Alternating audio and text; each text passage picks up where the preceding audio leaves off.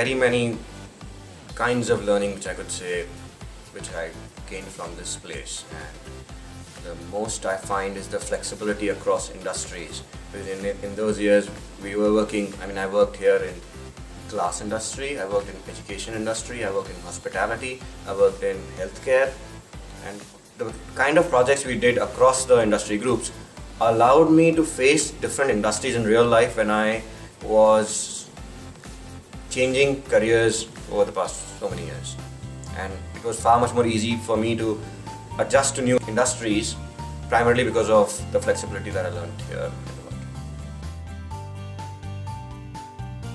I think the whole 2 years were more like a nursery school for me, and this is where we started off. So the entire 2 years itself is nostalgia.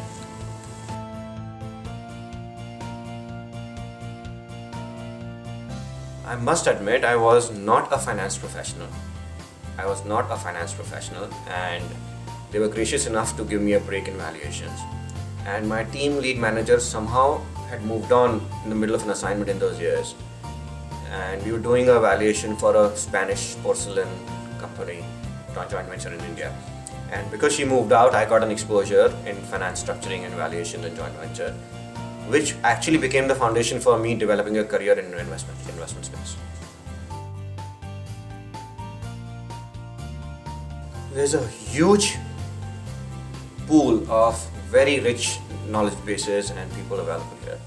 I think while we work on our assignments, we should not hesitate in making the most of their experiences and actually enriching our own lives with that pool that is available. Not to miss out on it would be my key advice.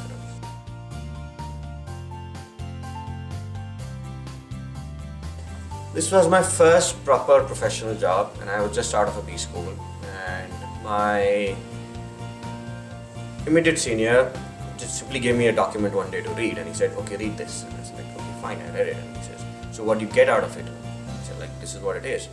He says, precisely that's not what it is, it's what this means. So there was a complete difference in what we read out of what we actually take out in terms of intent and meanings.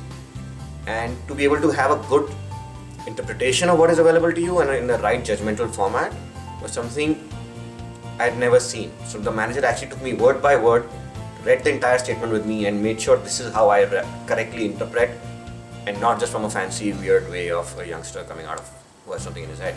And that actually redefined the way I have been conducting negotiations of businesses even till date.